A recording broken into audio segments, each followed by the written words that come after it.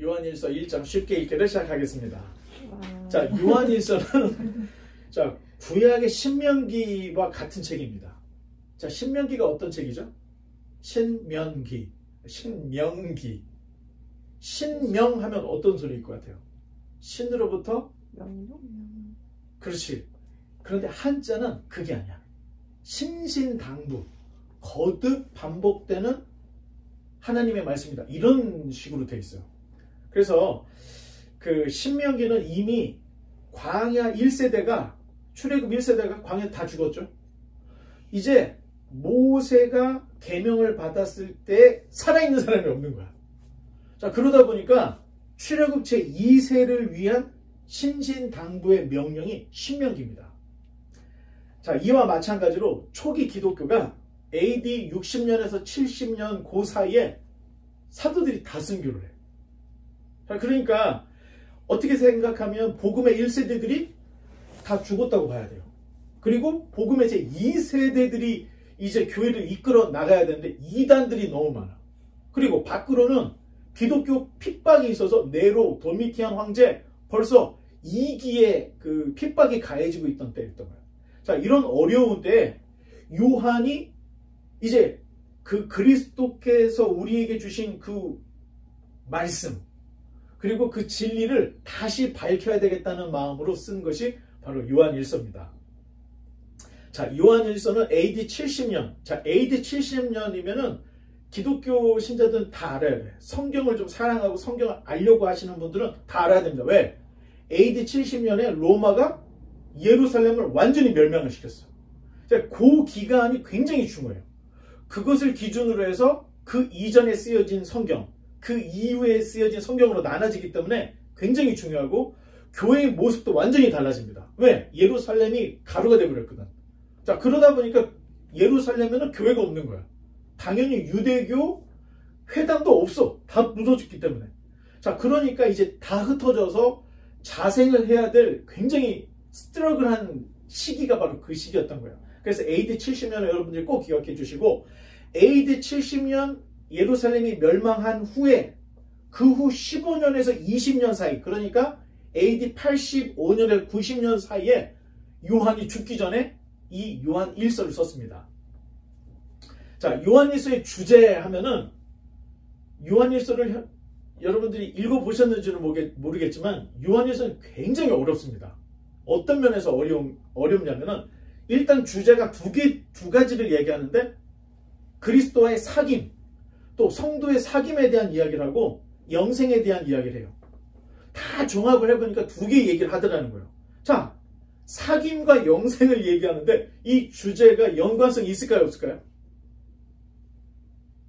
있을 수도 있고 없을 수도 있어. 너무 동떨어져 있는 이야기를 지금 두 주제를 이야기를 하고 있기 때문에 그래서 요한 1서가 좀 우리로 하여금 헷갈리게 하는 겁니다. 자, 구조적으로 요한 1서는 글의 구조를 파기가 굉장히 어렵습니다. 보통 우리가 그 기승전결, 서론본론 결론 보통 이렇게 그 글을 쓸 때는 나눠서 쓰잖아요. 그런데 이 요한 1서는 마구잡이인 거야. 예를 들어 사도 바울의 편지들 또는 마태복음의 마태가 쓴 마태복음 같은 경우에는 문학적인 질서 체계가 명확해요. 그래서 여기가 서론, 여기가 본론, 그 다음에 결론 이런 게 명확하게 딱 드러납니다. 그런데 요한일서는 굉장히 어렵습니다. 중요한 주제가 장마다 계속해서 연속적으로 튀어나오는 거야. 자, 그래서 무엇인가 딱딱 나누기가 어렵습니다. 자, 그래서 학자들이 이걸 어떻게 파악을 할 수 있을까? 그러면 주제별로 나눠보자 했더니 소주제가 3개가 있는데 윤리, 사랑, 신앙 이 3가지 얘기를 하고 있는데 자, 넘겨보겠습니다. 페이지를. 자, 윤리, 기독교 윤리에 대한 이야기를 하는데 1장 5절로 2장 2절까지는 하나님과의 사귐, 빛 가운데 행하는 삶, 죄의 고백, 죄사함을 이렇게 강조하고 있어요. 그러면 그 다음 2장 12절부터 2장 17절까지는 죄사함, 하나님에 대한 지식, 악한 죄에 대한 승리, 세상과 세상적인 것에 대한 거절 여기에 초점이 맞춰져 있고 또 2장 29절로 3장 10절까지는 의와 죄의 대조를 통해서 하나님의 자녀와 마귀의 자녀를 구분하는 이런 이야기를 합니다. 자, 그러면 사랑이라는 주제가 또 섞여 있는데 2장 2절로 3절에서는 그의 계명을 이야기하면서 사랑을 얘기하는 거야. 또 3장 11절부터 24절까지는 사랑하는 자와 미워하는 자를 대조하고 진실된 사랑과 그 결과를 말하고 있어요. 또 4장 7절로 12절에는 하나님이 사랑이시고 따라서 우리는 사랑해야 된다. 그 얘기를 하고 4장 16절부터 5장 3절까지는 하나님은 사랑이시고 온전한 사랑, 하나님 앞에서의 확신, 그리고 하나님이 먼저 사랑하시고 그의 계명에 대한 이야기와 사랑하는 자와 미워하는 자를 대조하는 이야기가 나와 있어요. 자, 그러다가 신앙을 보면 2장 18절. 자, 이게 지금 왜 자꾸 이렇게 구분했냐면은 2장에서 윤리, 사랑, 신앙을 다 얘기를 하고 있는 거야. 3장에서도 이 세 가지를 또 얘기하고 4장에서도 얘기하고 5장에서 이 얘기들을 다 뒤섞어 놨다는 거야. 그래서 딱 잘라서 1장에는 뭐 윤리에 대한 이야기, 2장에서는 사랑에 대한 이야기, 뭐 3장에서는 신앙에 대한 이렇게 무엇인가 딱딱 주제별로 나눠서 기록된 게 아니고 윤리, 사랑, 신앙이 2장과 3장 사이에 또 3장 4장 사이에 윤리, 사랑, 신앙에 대한 이야기가 있고 4장, 5장, 5장 사이에 윤리, 신앙이 막 섞여서 반복되듯이 막 기록이 되어 있습니다. 자, 그래서 어떻게 생각하면 읽고 바로바로 적용을 할 수 있고 은혜 받을 수 있는 내용이 있지만 전체를 파악하는 게 쉽지가 않다는 겁니다. 결국 이 모든 이 크고 작은 주제들을 다 섞어봤더니 두 가지 얘기를 하더라는 거예요. 사귐과 영생. 자, 사귐이라는 것은 하나님과의 관계 회복을 말하는 거고 영생은 사귐의 결과가 영생이다. 자, 되게 어렵죠? 자, 이런 이야기들을 하고 있더라는 것을 저희가 이제 찾을 수가 있습니다. 자, 그러면 사귐과 영생이라고 할 때 중요한 성경의 가르침이 있습니다. 자, 사귐이라는 말은 사귐. 너희 둘이 사귀냐? 그런 거 있잖아. 너희들이 뭐 사귀냐? 뭐 이게 사귄다. 사귐이라는 말은 관계를 의미합니다. 특별한 관계. 자, 그러면 이 특별한 관계는 뭘 전제할까요? 사귐에는 뭘 전제로 해? 신뢰가 있어야죠. 서로가 서로를 향한 뜨거운 열정이 있고 절대 눈을 돌리지 않는다. 이런 신뢰가 바탕이 돼야 관계가 유지가 되는 거 아니에요. 자, 창세기 2장에 보니까 하나님께서 에덴 동산을 창설하시고 그 동산 중앙에 생명나무 선악을 알게 하는 나무를 두셨다. 창세기 2장에 이렇게 돼 있어요. 자, 어쩌면 선악을 알게 하는 이 열매의 나무는 아담이 정말로 하나님을 신뢰하는지를 알아보기 위해서 두신 것일 수 있다는 거예요.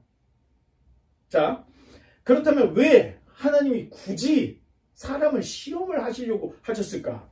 하나님께서 사람을 누구 형상으로 창조하셨죠? 하나님 자기 형상으로 사람을 지으셨어. 자, 그것은 사람이 하나님처럼 스스로 생각할 수 있고 판단할 수 있는 자유의지가 있다는 의미인데 과연 하나님이 보고 싶으신 거는 자발적으로 내가 한 말, 내 약속을 아담이 지키는지 안 지키는지 이거 보고 싶었겠습니까? 안 보고 싶었겠습니까? 보고 싶었죠. 왜? 그게 자유의지의 상징인 거야. 만약에 선악을 알게 하는 나무가 없었다면 인간은 그냥 하나님만 섬길 수밖에 없는 거야. 그런데 선악과를 둠으로 인해서 인간이 자기 의지로 하나님을 떠날 수도 있는 거야. 자, 그러한 두 개 속에서 자, 어떻게 생각하면 손바닥, 손등 둘 중에 하나를 선택해야 되는데 인간이 그럼에도 불구하고 하나님의 말씀을 지키는 거 하나님이 이걸 보고 싶었던 거야. 과연 아담과 사람과 하나님과의 관계가 어떤 관계인지를 하나님이 정확하게 명확하게 해보고 싶었던 거예요. 자, 사귐 내지는 관계는 신뢰가 바탕이 되는 거예요. 하지만 인간이 선악과를 먹음으로 하나님과의 신뢰 관계가 어떻게 됐죠? 깨어지고 말았던 거예요. 그러니까 쉽게 얘기하면 얘가 바람을 피운 거야. 얘가 바람을 폈어. 용서가 되겠습니까? 안 되겠습니까? 그거 안 되지. 그 신뢰가 깨져버리는 거야. 그런데 하나님과 사람 사이에 이 관계가 깨어지는 일이 벌어졌다는 겁니다. 자, 이사야 선지자가 이스라엘의 죄를 폭로하는 중에 이런 말을 하고 있는데 자, 다음 페이지 넘겨보면 우리 한번 같이 읽어보겠습니다. 시작. 여호와의 손이 짧아 구원하지 못하심도 아니요 귀가 둔하여 듣지 못하심도 아니라 오직 너희 죄악이 너희와 너희 하나님 사이를 갈라놓았고 너희 죄가 그의 얼굴을 가리어서 너희에게서 듣지 않으시게 함이니라. 죄라는 것이 하나님과 사람 사이를 갈라놨다는 거예요. 죄가 서로의 얼굴을 보지도 못하고 듣지도 못하게 됐다. 자, 이 관계가 깨어진 원인이 뭐예요? 죄 때문에. 죄 때문이네. 자, 관계의 단절은 죄의 결과라는 것을 이야기하고 있는 거예요. 자, 관계가 깨졌다. 이게 죄의 결과라는 거예요. 그래서 요한 1서가 이야기하는 건 사귐과 영생을 말하는 것은 그 깨어진 관계가 회복이 되면 어떻게 돼요? 영생이 열린다. 그 얘기를 하고 있는 거예요. 그래서 사귐과 영생이라는 게 연속성이 있다는 거예요. 하나님과의 사귐이 원활해지면 당연히 영생이라는 게 따라오는 거예요. 그런데 하나님과의 관계가 죄 때문에 깨져버리면 멸망이 온다. 이걸 이야기하고 있는 겁니다. 따라서 관계 회복은 신앙에 있어서 제일 중요한 부분입니다. 하나님께서도 이런 의미에서 구약의 5대 제사에 어떤 제사를 넣었어? 혹시 기억나요? 자, 5대 제사 한번 해보겠습니다. 처음에 태워야 되니까 번제. 그 다음에 곡식을 태워야 되니까 소제. 그 다음에 화목제. 그리고 속건제. 그리고 속죄제. 자, 여기 손가락이 좀 이상하네. 자, 세 번째 나오는 화목제가 관계 회복의 의미가 있다는 거야. 자, 화목제를 드릴 때 소 한 마리를 가지고 와요. 근데 이거를 며칠 내에 먹어야 돼? 3일 내에 먹어야 돼. 황소 한 마리를 3일 동안 먹으려면은 한 사람은 못 먹어요. 그러니까 어떻게 돼요? 나하고 불화했던 사람, 가족, 친지 다 불러. 다 불러서 예배를 드리고 그 고기를 제사장들에게 뭐 넓적다리니 뭐니 띄워줄 거 다 띄워주고 태울 거 태우고 남은 거를 배가 터지도록 3일 동안 먹는데, 자, 먹으면서 어떻게 될까? 박씨 미안해. 채씨 미안해. 뭐 이러면서 장씨 미안해 하면서 먹으면서 그게 완전히 풀어지는 거야. 자, 물리적으로 누가 내 물건을 뭐 훔쳐갔다든가 부서졌어. 그래서 법정 공방이 생긴 거야. 자, 그랬더니 저쪽에서 다 고쳐줬어. 자, 고쳐줬는데 마음은 풀어졌어요? 안 풀어졌어요? 마음은 안 풀어진 거예요. 자, 법적으로는 물리적인 문제가 해결이 될 수가 있는 거야. 그런데 심적으로는 해결이 안 됐어. 그렇다면 관계 회복이 됐을까요? 안 됐을까요? 죄 사함은 여기까지 가야 된다는 거예요.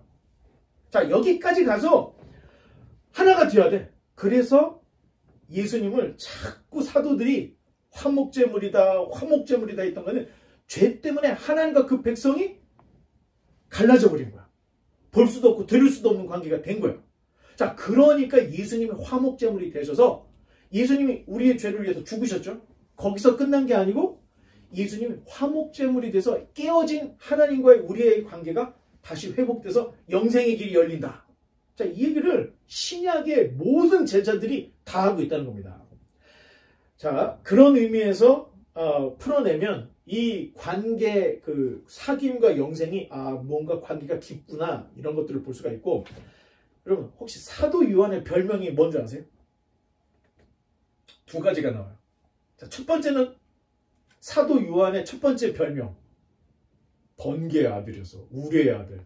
예수님이 이 요한과 야고보를 번개의 아들이라고 부른 거예요. 아예 성질이 번개 같은 사람이었던 거예요. 그런데 이 사람이 변해서 요한복음 그리고 요한 1, 2, 3서 요한계시록을 다 읽어보면 그렇게 사랑을 강조하는데 그 사랑을 강조하는 사도가 바로 사도 요한, 우레의 아들이었던 사도 요한이 이렇게 바뀐 거예요. 그래서 사도 요한에게 별명이 하나 또 붙여지기를 사랑의 사도라는 말이 붙어져요. 사랑을 너무 강조하니까. 자, 요한이 쓴 편지들의 거의 대부분이 제일 많이 강조하는 게 바로 사랑입니다. 그리고 지금 살펴보고 있는 요한 1서에도 두 번이나 아예 뭐라고 얘기했냐면 하나님은 사랑이시다. 이렇게 얘기를 하고 있어요. 자, 사랑이라는 게 나 혼자 할 수 있습니까? 상대방이 있어야 됩니까? 사랑이라는 게 나 혼자만 사랑이 가능해요? 상대방이 있어야 되겠어요? 당연히 있어요. 상대방이 있어야 사랑의 관계라는 게 형성이 되는 거예요. 사랑하기 위해서는 대상이 있어야 되는데 그 대상이 바로 하나님이 우리를 창조한 이유라는 거예요. 왜 우리를 자기 형상대로 만드셨는가? 하나님과 교제하고 사랑의 관계를 가질 수 있는 존재를 만들었다는 거예요. 그게 우리가. 근데 이 관계가 끼워져서 더 이상 하나님과 우리는 사랑을 나눌 수가 없는 관계가 된 거예요. 그러니까 예수님이 화목제물이 되어서 우리와 하나님 사이의 관계를 회복을 시켜줬어.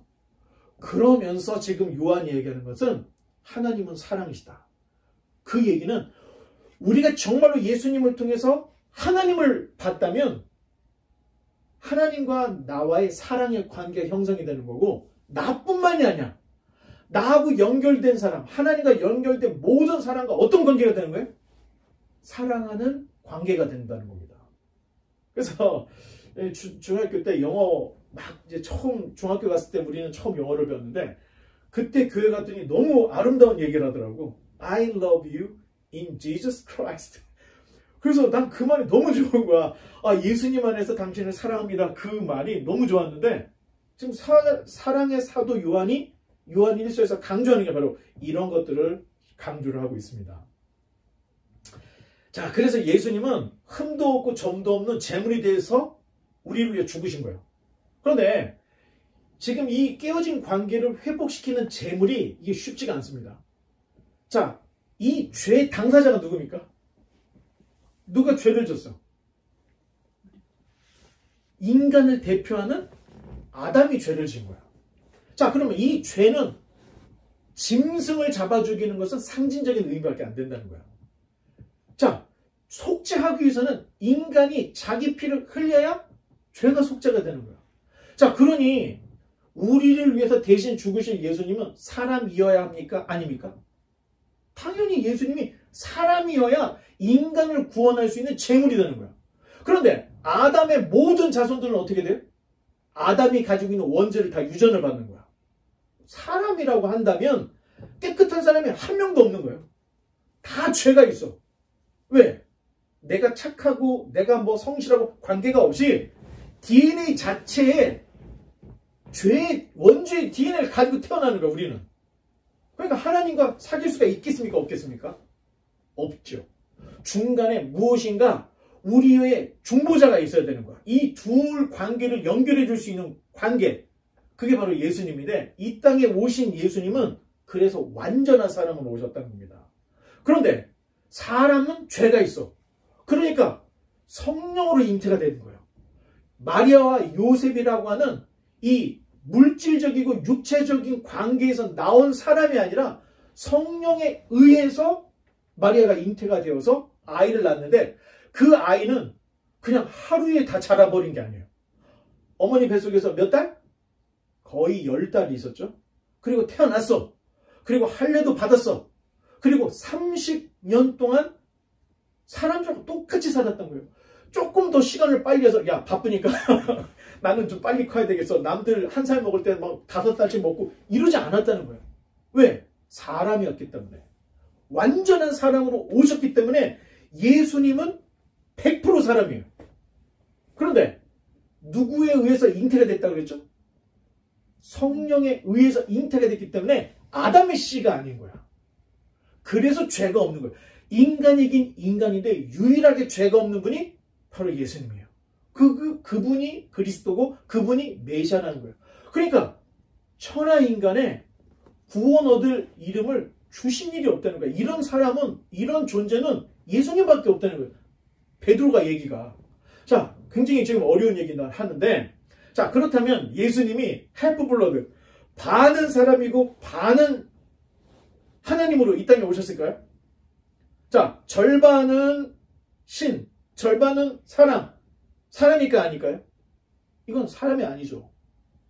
그러면 사람이었는데 세례요한에게 세례를 받을 때 성령이 비둘기같이 임하셨다고 그랬잖아. 그 비둘기같이 임하신 성령이 예수님이 완전히 둔갑을 시킨 거야. 그냥 성령으로. 그래서 사실 예수님의 공생의 3년 내내는 사람이 아닌 하나님이 직접 이 땅에서 계셨다. 맞을까 틀릴까 이 말이? 이것도 틀리다는 얘기예요. 만약 그렇다면 예수님은 사람이 아니고 뭐예요? 고스트. 유령이었던 거야. 그러니까 다 안 돼. 자, 이 얘기를 왜 하냐면 예수님 할 때에는 완전한 하나님, 완전한 사람이라는 걸 반드시 기억해야 된다는 거예요. 자, 영어로는 one person, two nature. 자, 이 얘기를 왜 하냐면 사도 요한이 요한일서를 쓴 이유가 있다는 거예요. 당시에 그노시스, 영지주의자들이 예수와 그리스도를 나눴던 거예요. 예수와 그리스도를 나누면 어떻게 되죠? 이단이 되는 겁니다. 그래서 사도 요한이 예수 그리스도이지 예수 따로 그리스도 따로가 아니다는 것을 요한 1서 처음부터 끝까지 계속 강조를 하고 있는 거예요. 자, 이런 강조점을 우리가 알고 성경을 읽으면 절대 흔들리지 않습니다. 예수님은 완전한 사람, 완전한 하나님으로 이 땅에 오셨습니다. 사실 초기 교회 당시에 가장 큰 어려움은 네로나 도미티안의 박해가 아니었던 거예요. 복음을 변질시키는 이단들이 너무너무 극성을 부렸던 거예요. 그래서 요한 1서에는 아예 적그리스도. 자, 적그리스도의 말이 뭐예요? 그리스도의 원수. 이런 뜻이에요. 적그리스도. 예수님이 하나님의 아들이 아니라는 것을 하나님의 아들이라는 걸 부인하는 게 적그리스도라는 거예요. 또 예수님이 사람이 아니라고 하는 게 적그리스도라는 거예요. 그래서 거짓 선지자, 거짓 선생, 이단자들 이런 자들이 이야기하고 있는 잘못된 사상을 사도 요한이 바로 잡아주기 위해서 이런 5페이지밖에 안 되죠. 5장밖에 안 되죠. 이런 편지를 썼습니다. 자, 이 이단들은 교회에 문을 빵 차고 들어오지 않습니다. 가만히 조용히 들어와서 예수와 그리스도를 분리를 시켜. 자, 한동대 하면은 우리나라에서 대한민국의 한동대 하면은 굉장히 기독교 정신으로 세워진 학교예요. 그래서 채플도 있어. 그래서 목사님들이 돌아가면서 설교도 하고 그런 데인데 아니 어느 날 갑자기 애들이 채플을 안 나오는 거야. 그래서 왜 그러지? 이슬람 학생 하나가 들어왔는데 이 지금 학생들이 이 이슬람 학생 하나를 변화를 시키기 위해서 전도를 내는 거야. 그런데 이 이슬람 학생이 어떻게 반사를 했냐면 야 교회 가자. 예수님 믿자 그랬더니 야 나는 내가 믿는 알라 신하고 너희가 믿는 여호와 하나님이 같은 하나님이야. 그렇지? 오 그래 그렇지. 그래 나는 믿지 못하게 있는 게 있어. 그게 뭐냐? 예수가 하나님이라는 증거가 뭐냐? 여러분 이 말에 여러분이 답변하기는 정말 어렵습니다. 저도 갑자기 누군가가 예수가 하나님의 아들이라는 증거를 대죠. 이거 말하기 쉽지가 않은 거예요. 진짜 어려운 거예요. 우리가 볼 때 그 이슬람 학생은 교육을 받은 것 같아요. 기독교를 연구해서 기독교를 쓰러뜨릴 수 있는 방법이 무엇인가 하고 그 학교에 잠입한 게 아닌가. 그래서 그 젊은 애들이 채플을 안 나온다는 거야. 채플을. 여러분 그런 일들이 있습니다. 자, 역전도를 당할 수 있다는 거예요. 그러니까 철저히 우리가 그 신학, 교리, 또 교의, 또 크리드 뭐 이런 것들을 잘 정리를 해놔야 흔들리지가 않습니다.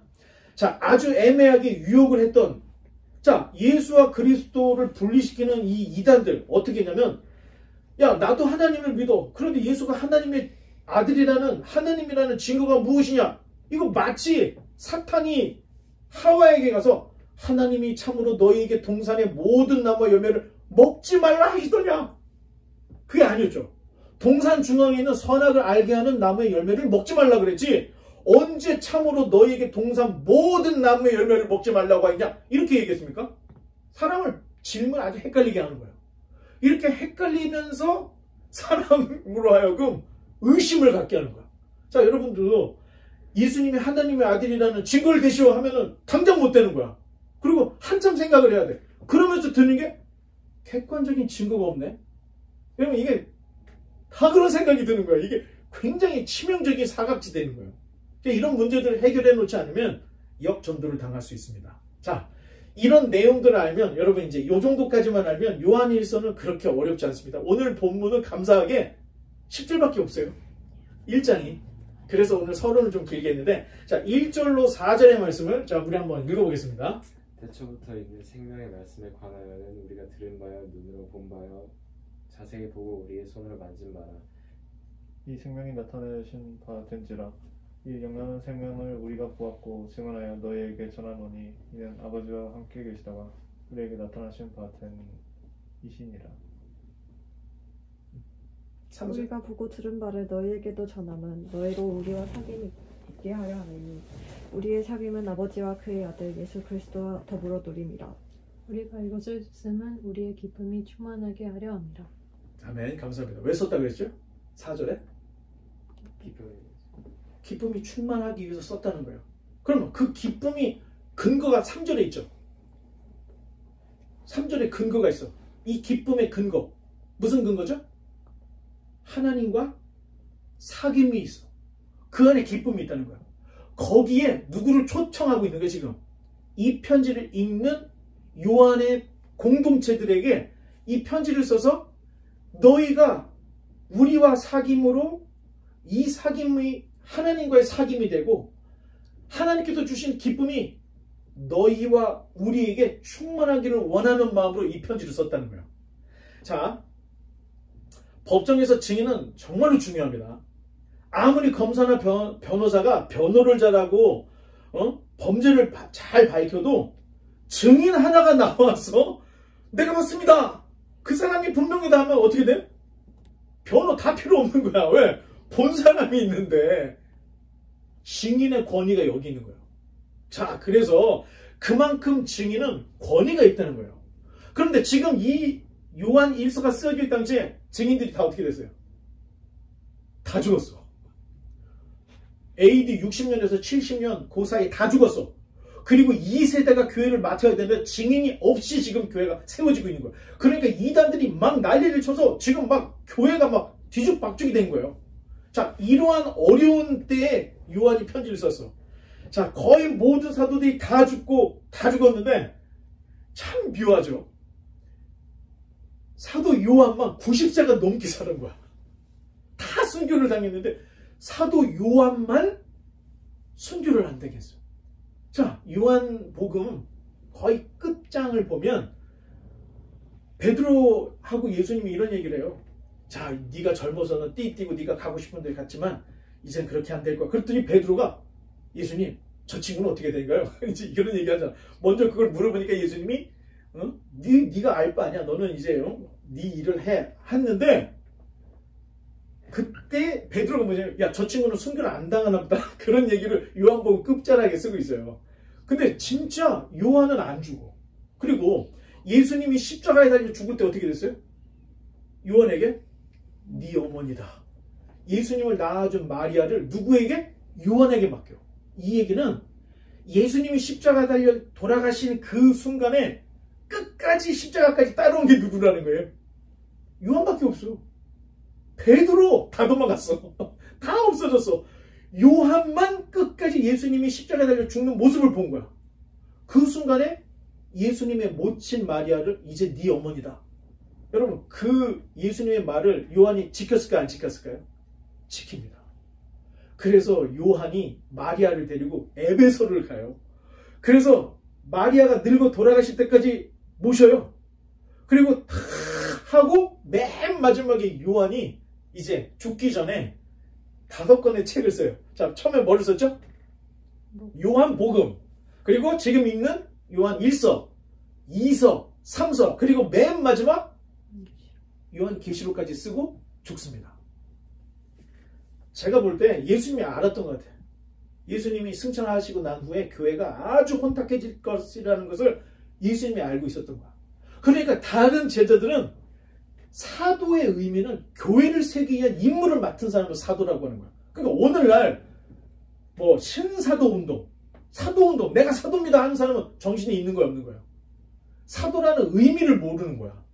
예수님이 부활 승천 하신 이후에 남아서 교회를 만들어야 될 임무를 사도들에게 준 거예요. 그래서 12사도가 있었던 거예요. 근데 이미 교회가 다 세워졌잖아. 그럼 무슨 사도가 더 필요하겠습니까? 필요가 없는 거예요. 그러니까 지금은 어떤 정신없는 사람은 내가 사도요 하는데 그거는 아무것도 모르고 하는 소리인 거예요. 성경을 몰라. 의미를 모르고 하는 말이야. 자, 그러면 사도들이 흩어져서 교회를 다 세웠어. 그런데 끝까지 순교를 하는 요한에게는 마지막 사명이 있었던 거야. 마지막 챙겨야 될 것들이 있어. 자, 복음서가 몇 권이죠? 복음서, 마태, 마가, 누가, 요한, 네 복음이잖아. 그런데 요 세 개를 합쳐서 뭐라고 그래? 공관복음이라고 해. 너무 유사해. 그런데 요한이 쓴 요한복음을 제4복음서라고도 하고 그냥 요한복음서라고도 하는데 이유가 있던 거야. 왜? 요한이 보니까 마태, 마가, 누가 예수님의 일생에 대해서 너무 잘 썼어. 근데 부족한 게 있는 거야. 예수님이 하나님의 아들이라고 하는 그 강력한 메시지가 없는 거야. 그래서 요한복음에 예수님은 하나님의 아들이고 너희가 기다리는 메시아고 창세기에 나오는 태초에 말씀으로 창조하셨던 그 말씀이 바로 예수님이다. 로고스다. 굉장한 얘기입니다. 어쩌면 지금까지 예수님이 승천하시고 난 이후에 교회에 지금 부족한 것을 요한이 다 채우는 거야. 그리고 이렇게 보니까 이단들이 너무 난리를 치니까 적그리스도가 출현했다. 이미 있었다. 조심해야 된다. 요한이 그 얘기를 쓰고 있습니다.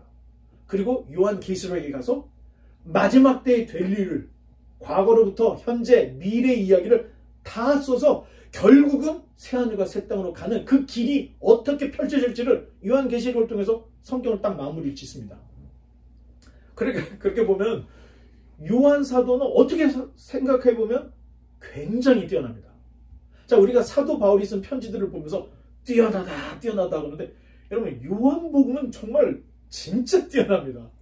그리고 요한 1서, 2서, 3서도 그렇고 요한계시록은 정말 영감이 보통 영감이 아니에요. 그럼 어떻게 생각하면 수제자 중에 수제자가 요한이 아닌가? 자, 제자들 중에 예수님을 이렇게 끌어안고 있던 사람 아무도 없었어요. 그런데 예수님 곁에서 항상 예수님 품 안에서 이렇게 안겼던 사람이 누구예요? 요한이에요. 그리고 요한복음에는 주님이 사랑하시는 제자라고 자기를 자꾸 얘기를 해. 자기가 그 예수님께 특별한 사랑을 받았다고 생각을 하고 그래서 사랑에 대한 이야기를 더 많이 강조하는 거일 수도 있어요. 그래서 여러분 이런 좀 심리적으로 얘기는 학대받은 아이가 나중에 커서 어떻게 돼요? 학대할 가능성이 높잖아. 도박에 빠지고 이런 그 부모님 밑에 있는 사람이 도박에 빠질 확률이 높다는 거예요. 이게 심리적으로 이게 내가 지금 말을 만든 게 아니고 심리적으로 그런 얘기가 있어요. 근데 사랑을 많이 받은 그 사람도 사랑을 많이 베풀게 되어 있다는 거예요. 똑같습니다. 그래서 요한이 다른 어떤 제자보다도 그 사랑을 깊이 받은 게 아닌가. 자, 그래서 쓰기를 뒤로 한번 넘어가겠습니다. 1절. 자, 태초부터 있는 생명의 말씀에 관하여는 우리가 들은 바요, 눈으로 본 바요, 자세히 보고 우리의 손으로 만진 바라 이렇게 돼 있죠. 이거는 번역을 하고 의역을 하다 보니까 이렇게 된 거야. 자, 원문, 헬라어 원문에는 뭐라고 써있냐면 여러분 놀라지 마세요. 우리는 우리 눈으로 보았다. 이렇게 써있어. 우리는 우리 눈으로 보았다. 그리고 주목했다. 그리고 우리 손으로 만져봤다. 태초부터 있는 생명의 말씀을 헬라어 원문 이렇게 강력하게 써있다는 거야. 증인만이 할 수 있는 말을 하고 있다는 거예요. 그러니까 우리가 태초부터 있는 이게 아닌 거야. 우리는 보았다. 만졌다. 그분이 생명의 말씀 이렇게 얘기를 하고 있어요. 아주 강력한데 그래서 증인이 가장 강력한데 이단들이 너무 기승을 부리니까 요한 1서에다가 아예 그냥 이렇게 얘기한 거예요. 내가 봤다. 내가 만져봤다. 생명의 말씀을 이렇게 쓰고 있습니다. 자, 그 다음 페이지 넘겨보면 요한복음 1장 1절로 3절에 나오는데 한번 같이 읽어보겠습니다. 시작. 태초에 말씀이 계시니라. 이 말씀이 하나님과 함께 계셨으니 이 말씀은 곧 하나님이시니라. 그가 태초에 하나님과 함께 계셨고 만물이 그로 말미암아 지은 바 되었으니 지은 것이 하나도 그가 없이는 된 것이 없느니라. 자, 요한일서 1장과 1장 1절에 나와 있는 내용과 지금 요한복음 1장 1절에 나오는 내용이 비슷해 안 비슷해요? 비슷하죠. 자, 사도 바울의 편지는 사도는 나 바울은 디모데와 함께 너에게 이 편지를 쓰느라 밝히죠. 근데 요한일서에는 이스미가 없습니까? 없어요. 왜 누가 썼는지를 밝히지 않는 이유가 뭘까요? 여러 가지 의미들이 있지만 이 편지를 읽는 독자들은 이건 사도 요한이 쓴 거를 의심 없이 받았다는 거예요. 왜? 이미 요한복음의 그 뛰어남을 다 알고 있는 거야. 그런 사람들에게 요한일서를 쓸 때도 또 비슷한 문구가 요한 선생님이 쓰셨구나. 대번에 알았다는 거예요. 다른 편지들은 야 이거 누가 썼을까? 바울이냐 아니냐? 히브리서는 아직도 누가 썼는지 몰라. 자, 그런데 요한일서만큼은 요한이 안 썼다고 하는 주장이 거의 없습니다. 그 이유 중에 요한복음과 요한일서가 너무 흡사하기 때문에 이건 의심할 여지가 없다는 거예요. 두 번째, 사도 요한의 제자가 있습니다. 90년을 살았으니 이그나티우스라고 하는 제자, 폴리갑이라고 하는 제자가 둘이 있었어. 근데 이분들이 속사도라고 하는데 사도들의 제자, 속사도 또는 속사도 내지는 오부 이렇게 불러요. 근데 이분들이 쓴 글에 뭐라고 써있냐면 우리 선생님 사도 요한께서 요한일서를 썼다고 증언을 하고 있는 거야. 그러니까 성경에 외적인 증거가 있기 때문에 누구도 요한일서는 다른 사람이 썼다고 말을 못해. 증거가 명확하기 때문에. 자, 이런 책입니다.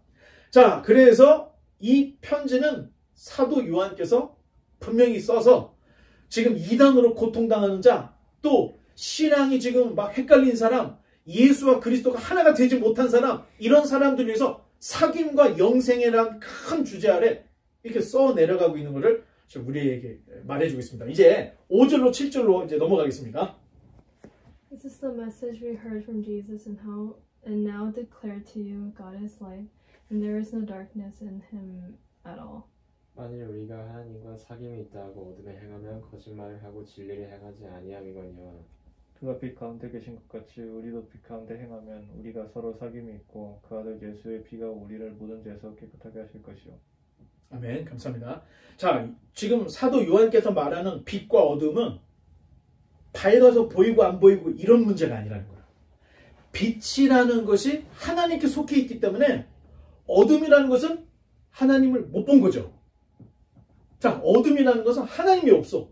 하나님과 교제가 없어. 사귐도 없어. 진리가 없어. 자, 이런 의미로 이야기를 하는 거예요. 그래서 이사야 선지자가 아까 이야기했던 그 말을 다시 되새겨보면 그 다음 페이지가 있는 것 같은데? 그렇죠? 자, 2절에 오직 너희 죄악이 너희와 너희 하나님 사이를 갈라놓았고 너희 죄가 그의 얼굴을 가려서 너희에게서 듣지 않으시게 함이니라.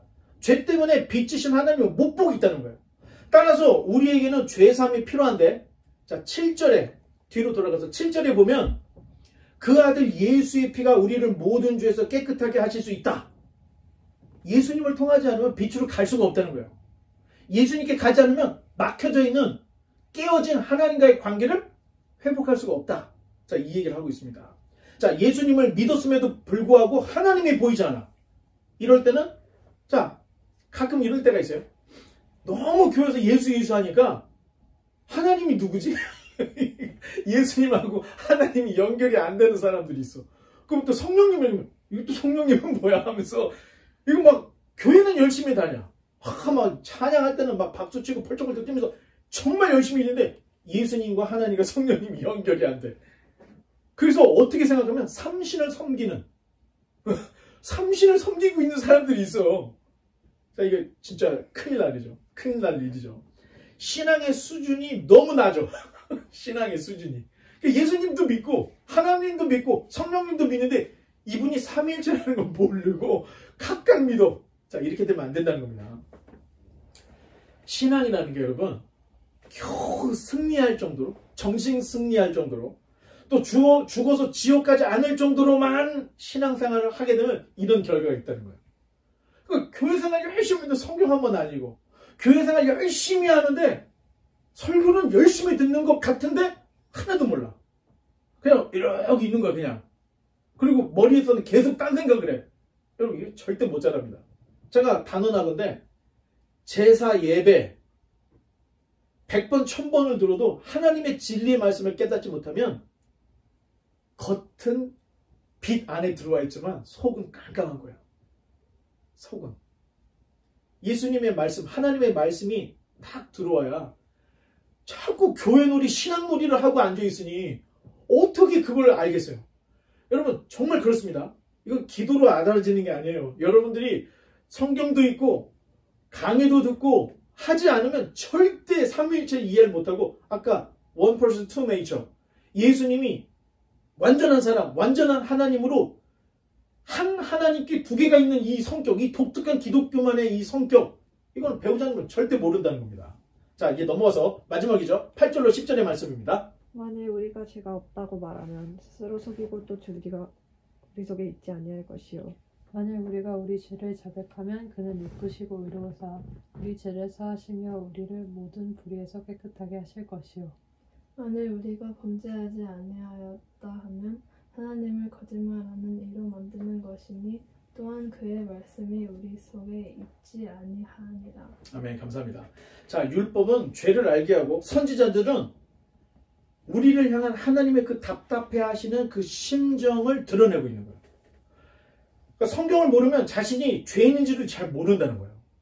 자 바쁜 현대를 살아가는 사람 여러분 죄질 시간 있습니까 없습니까? 정현재 없어. 아니 일어나자마자 회사가 갔다 오면 공부해야 돼. 조금 남는 시간에 게임해. 아니 죄질 시간이 어디 있어? 아니 죄질 시간 있냐 없냐? 없지. 그럼 잠잘 시간이 오늘 저기 공동체 성경을 새벽 3시에 올렸더라고. 자 다들 바빠서 죄질 시간이 없어요. 성경을 모르기 때문에 내가 죄인이라는 걸 모르는 거예요.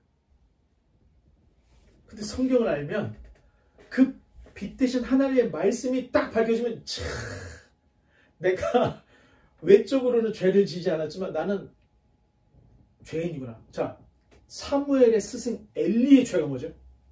엘리 제사장의 죄가 뭐야? 아들들의 죄를 묵인하고 있었다는 겁니다. 옆에 있는 사람이 죄를 지는 걸 보고 있으면서도 묵인해, 방종해. 이거 방종죄예요. 자, 예수님은 아예 항상 하던 얘기인데 예수님은 아예 음욕을 품어도 그건 뭐야? 그건 가늠한 거라고 예수님이 얘기하잖아요. 자, 그러니 성경을 알면 알수록 우리는 내가 죄인이구나. 이거를 사도 바울이 그걸 깨닫는 거예요. 사도 바울이 무슨 죄를 졌겠어요? 결혼도 안 하고 평생 교회만 다니던 사람이 매일마다 오호라 나는 공고한 사람이라고 매일 그렇게 얘기를 하는 거예요. 자, 자기가 알고 있겠죠. 저는 개인적으로 제 운전 습관을 완전히 바꾸려고 지금 애를 쓰고 있습니다. 자, 아니 가족하고 휴가를 갔는데 누가 운전을 막 빡치게 하는 거야. 막 화가 나게 하는 거예요. 했더니 아니 우리 막내딸이 목사님도 별거 아니네요. 뭐 다를 게 없네. 그 얘기를 해서 그때 충격을 받았어요. 그래서 아침에 이렇게 출근하고 뭐 퇴근할 때 정말 기름도 아낄 겸 아주 그냥 천천히 다니자. 그 천천히 다니는데 아니 여러분 내가 젠틀하게 운전하면 상대방은 어떻게 해야 돼? 상대방도 젠틀하게 해줘야지. 네? 길이 지금 멀지가 됐어. 그러면 내가 하나 가고 저쪽에 하나 오고 저쪽에 하나 가면 내가 가야 되는데 내가 하나를 딱 양보했더니 두 개가 붙어서 가. 화가 엄청나죠? 이걸 참는 게 쉽지가 않습니다. 아니 목사님이 무슨 죄를 짓겠어요? 무슨 어디가 사기를 치겠습니까? 뭐 누구를 때리겠어요? 그런데 내가 알고 있는 나의 죄가 있어. 그거를 딸내미가 지적을 해주더라니까. 그래서 내가 이걸 반드시 고쳐야 되겠다. 이런 마음을 가졌는데 사실 다 열어놓으면 우린 다 죄인이다. 그래서 계속해서 죄와의 싸움을 멈추지 않고 해야 됩니다. 그러니까 10절에 만일 우리가 범죄하지 아니했다 하면 하나님을 뭐하는 자로 만드는 거래요? 거짓말하는 자로 만들어버린다는 거예요. 그러니 빛이 들어오고 그 빛이 비추이면 내 몸에 있는 이 죄들이 너덜너덜한 죄들이 다 기억날 수밖에 없다는 거예요. 누구도 죄가 없다고 말을 할 수가 없다는 겁니다. 자 이제 말씀의 결론을 맺겠습니다. 자 오늘 본문에서 사도 요한은 하나님은 빛이시라 이렇게 얘기를 하고 있는데 전체에서 자 여러분은 빛에 거하고 있습니까? 어둠에 거하고 있습니까? 우리 시안이는 꿈에 거하고 있는 것 같은데 피곤하니까 자 빛에 거한다고 할 때는 여러분의 삶 속에서 빛에 거하는 일과가 있을 텐데 자 구체적으로 한 번만 얘기해봐요. 내가 빛에 거했다. 내 하루의 삶 속에서 빛에 거한 그 일상이 있는데 이겁니다 하고 뭐 나는 아예 저기 공동체 성경 아침에 눈 뜨자마자 읽는 거 응? 뺏겼어. 또 자기가 생각하는 빛에 거하는 일과가 있다면 식기도. 밥 먹을 때 기도. 좋아. 다 인정. 또 성경 강좌 듣는 거. 정현이. 교회 오는 거. 교회 왔어. 뭐 이런 거. 여러분 진짜 간단한 밥 먹기 전 기도.